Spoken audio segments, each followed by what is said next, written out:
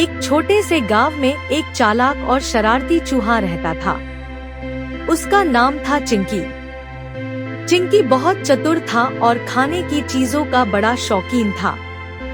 उसकी खास दोस्त थी लाली, एक बड़ा और चमकदार टमाटर। लाली हमेशा खेत में रहती थी और चिंकी उससे मिलने हर दिन जाता था।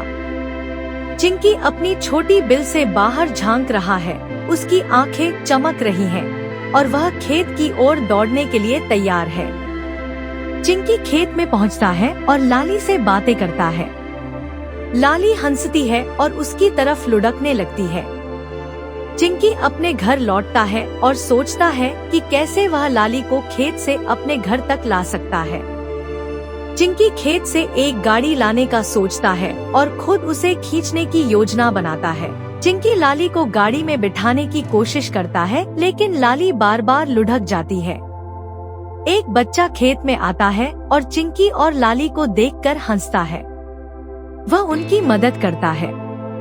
चिंकी और लाली अपने घर लौटते हैं। लाली को घर में लाकर चिंकी खुशी से नाचता है। अगले दिन गांव के अन्य जानवर भी चिंकी और लाली से मिलने आते हैं।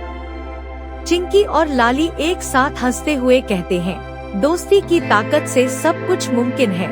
चिंकी और लाली अपनी दोस्ती की सफलता का जश्न मनाने के लिए गांव के सभी जानवरों को दावत पर बुलाते हैं। चिंकी ने अपनी छोटी सी गाड़ी में अनाज और खाने का सामान सजाया है। लाली को चौपाल के बीच में रखी मेज पर सजाया गया है। सभी जानवर उसकी बातें सुन रहे हैं। चिंकी ने दावत के बाद गांव के लिए एक नया काम करने की योजना बनाई। वह कहता है, अब हमें मिलकर एक और बड़ा काम करना होगा। चिंकी और लाली ने गांव के जानवरों को मिलकर एक बगीचा बनाने का सुझाव दिया, जहां हर कोई सब्जियां उगा सके। जानवर मिलकर बगीचे की नींव रखते हैं। लाली मिट्टी में पानी डालने के निर्देश देती है और चिंकी बीजों का बैग पकड़कर सबको बांटता है। कुछ हफ्तों बाद बगीचे में तरह तरह की सब्जियां उगाई।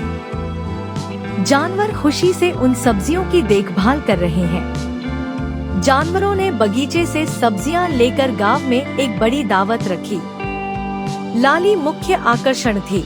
दावत के बाद चिंकी और लाली ने गांव वालों को संदेश दिया, जब हम सब मिलकर काम करते हैं तो कुछ भी असंभव नहीं है।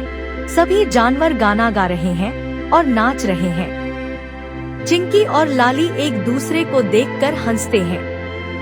चिंकी और लाली की दोस्ती ने न केवल गांव को खुशहाल बनाया, बल्कि सबको यह सिखाया कि मिलजुल कर काम करने से हर मुश्किल आसान हो सकती है।